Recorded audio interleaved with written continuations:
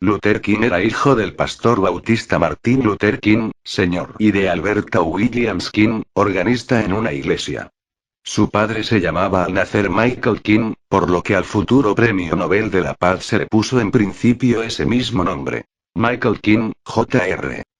Pero en un viaje a Europa que realizó la familia en 1934, el padre, durante una visita a Alemania, decidió cambiar los nombres por Martín Luther en honor del reformador protestante Martín Luther, en español Martín Lutero. King fue nombrado en 1954 pastor de la Iglesia Bautista de la Avenida Dexter, en Montgomery, con 25 años de edad. El sur de los Estados Unidos se caracterizaba en esa época por la violencia que se ejercía contra los negros, un racismo que llegaría a provocar en 1955 la muerte de 3 personas de color. Emmett Till, un adolescente de 14 años. El pastor activista George W. Lee y el militante de los derechos civiles Lamar Smith, activista. El 1 de diciembre de 1955, cuando Rosa Parks, una mujer negra, fue arrestada por haber violado las leyes segregacionistas de la ciudad de Montgomery al no querer ceder su asiento a un hombre blanco en un autobús, Luther King inició un boicot de autobuses con la ayuda del pastor Ralph Abernathy y de Edgar Nixon, director local de la National Association for the Advancement of Colored People. La población negra apoyó y sostuvo el boicot, y organizó un sistema de viajes compartidos. Luther King fue arrestado durante esa campaña, que duró 382 días y que resultó extremadamente tensa a causa de los segregacionistas blancos que recurrieron a métodos terroristas para intentar amedrentar a los negros. La casa de Martin Luther King fue atacada con bombas incendiarias la mañana del 30 de enero de 1956, así como la de Ralph Abernathy y 4 iglesias. Los boicoteadores fueron objeto constante de agresiones físicas, pero el conjunto de los 40,000 negros de la ciudad siguieron con su protesta, llegando en ocasiones a caminar hasta 30 kilómetros para llegar a sus lugares de trabajo. El boicot terminó gracias a una decisión de la Corte Suprema de los Estados Unidos del 13 de noviembre de 1956 que declaraba ilegal la segregación en los autobuses, restaurantes, escuelas y otros lugares públicos. En 1960, la población de Birmingham era de 350,000 habitantes, un 65% eran blancos y el resto negros. Era una de las ciudades que mantenían y aseguraban por medio de la ley local el mayor grado de segregación racial de Estados Unidos en todos los aspectos de la vida, y tanto en los establecimientos públicos como en los privados. En esa época, solo el 10% de la población negra estaba inscrita en las listas electorales. Representando al SCLC, Martin Luther King era el dirigente de una de las 6 grandes organizaciones por los derechos civiles que organizaron la marcha sobre Washington por el trabajo y la libertad. Y fue uno de los que aceptaron la sugerencia del presidente John F. Kennedy de cambiar el mensaje de la misma.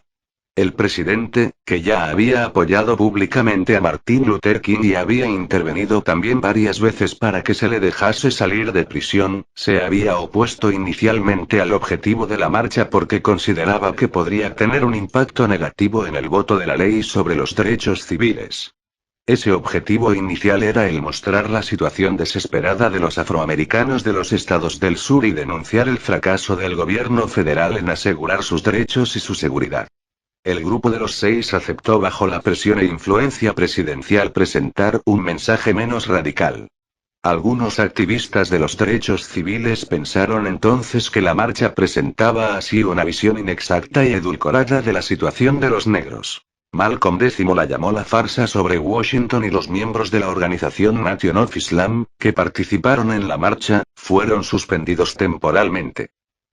A pesar del fallo de 1954 de la Corte Suprema, Brown v. Board of Education, que declaró la segregación racial como inconstitucional en las escuelas públicas, solo 6 niños negros fueron admitidos en las escuelas blancas en St. Augustine, Florida. Además, las casas de 2 familias de estos niños fueron incendiadas por los segregacionistas blancos y otras familias fueron forzadas a marcharse de la región porque los padres habían sido despedidos de sus puestos y no pudieron encontrar otro en la zona. En mayo y junio de 1964, Martin Luther King y otros dirigentes de los derechos civiles llevaron a cabo una acción directa en esa ciudad para denunciar los hechos. Una marcha nocturna alrededor del antiguo mercado de esclavos terminó con el ataque de los segregacionistas blancos contra los manifestantes y con la detención de cientos de personas. Como las cárceles eran demasiado pequeñas, se tuvo que encerrar a los detenidos al aire libre. Algunos manifestantes fueron arrojados al mar por la policía y por los segregacionistas, y se libraron de ahogarse durante un intento de llegar a las playas de Anastasia Island, reservadas a los blancos. La tensión alcanzó su punto álgido cuando un grupo de manifestantes se tiró a la piscina del motel Monson prohibido a los negros. La fotografía de un policía zambulléndose para arrestar a un manifestante y la del propietario del motel vertiendo ácido clorhídrico en la piscina para hacer salir a los activistas, se conocieron en todo el mundo y sirvieron incluso a los países comunistas para desacreditar el discurso de la libertad de los Estados Unidos. Los manifestantes aguantaron la violencia física y verbal sin responder, lo que entrañó un movimiento de simpatía nacional y ayudó a la aprobación de la Civil Rights Act el 2 de julio de 1964. Martin Luther y Coretta Scott King, 1964. El 14 de octubre de 1964, Martin Luther King se convirtió en el galardonado más joven con el Premio Nobel de la Paz, por haber dirigido una resistencia no violenta con el objetivo de eliminar los prejuicios raciales en los Estados Unidos. Tras el éxito en el sur, Martin L. King y otras organizaciones en defensa de los derechos civiles intentaron extender en 1966 el movimiento hacia el norte. Chicago se convirtió en el objetivo principal. Martin Luther y Ralph Abernathy, ambos de clase media, se mudaron a los suburbios de Chicago en el contexto de una experiencia educativa y para mostrar su apoyo y empatía con los pobres. La SCLC formó una alianza con la Coordinating Council of Community Organizations, una organización fundada por Albert Raby Jr. Y con el CFM, Chicago Freedom Movement.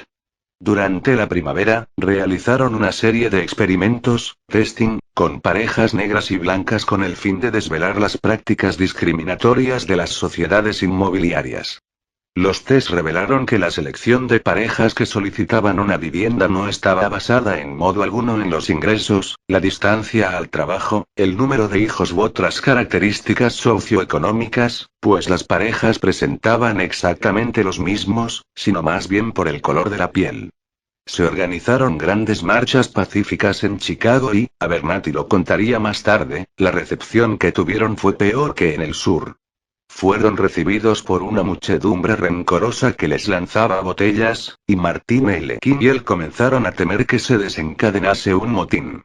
Los principios de Martin Luther King chocaban con la responsabilidad de tener que llevar a los suyos hacia un hecho violento. Si Martin Luther King tenía la convicción de que una marcha pacífica iba a ser dispersada con violencia, prefería anularla para salvaguardar la seguridad de todos, como fue el caso del Bloody Sunday. No obstante, y a pesar de las amenazas de muerte contra su persona, condujo esas marchas. La violencia en Chicago fue tan intensa que conmocionó a los dos amigos. A partir de 1965, Martin Luther King comenzó a expresar públicamente sus dudas sobre el papel de los Estados Unidos en la guerra de Vietnam. El 4 de abril de 1967, un año antes de su muerte, pronunció en Nueva York el discurso Más allá de Vietnam. El momento de romper el silencio. Denunciaba en él la actitud de Estados Unidos en Vietnam e insistía en el hecho de que estaban ocupando el país como una colonia estadounidense y llamaba al gobierno estadounidense el más grande proveedor de violencia en el mundo de hoy. Insistía, también, en que el país tenía necesidad de un gran cambio moral. Una verdadera revolución de valores se preocuparía luego, avergonzada, de los sorprendentes contrastes entre la pobreza y la riqueza. Con una indignación justificada, miraría más allá de los mares y vería a los capitalistas individualistas del oeste invirtiendo enormes cantidades de dinero en Asia, en África y en América del Sur, solo para conseguir beneficios y sin ninguna preocupación por las mejoras sociales en esos países, diría. No es justo. Consideraba que Vietnam hacía difícil alcanzar los objetivos enunciados por Johnson en su discurso sobre el Estado de la Unión de 1964, en el que anunciaba una guerra contra la pobreza. Martin Luther King ya era odiado por numerosos blancos racistas de los estados del sur, pero este discurso hizo que numerosos medios se volviesen contra él. Time calificó el discurso como una calumnia demagógica que parecía un guión de radio Hanoi, y The Washington Post declaró que King había disminuido su utilidad a su causa, su país, su gente. Martin Luther King expresó con frecuencia la idea de que Vietnam del Norte no había empezado a enviar un gran número de provisiones u hombres hasta que las fuerzas estadounidenses llegaron por decenas de miles. Elogió también la reforma agraria emprendida por el norte. A finales de marzo de 1968, Martin Luther King se desplazó a Memphis, Tennessee, para apoyar a los basureros negros locales que estaban en huelga desde el 12 de marzo con el objeto de obtener una mejora salarial y un mejor trato. A los afroamericanos se les pagaba $1.70 por hora, pero no se les abonaba cuando no podían trabajar por razones climatológicas, al contrario de lo que se hacía con los trabajadores blancos. Como consecuencia de las protestas pacíficas, estalló una oleada de violencia contra ellas que degeneró en el asesinato de un joven afroamericano. El 3 de abril, en el Mason Temple, Church of God in Christ, Incorporated, sede mundial, Martin Luther King hizo el discurso profético y bebé en the Mountain Top. He estado en la cima de la montaña, ante un auditorio eufórico.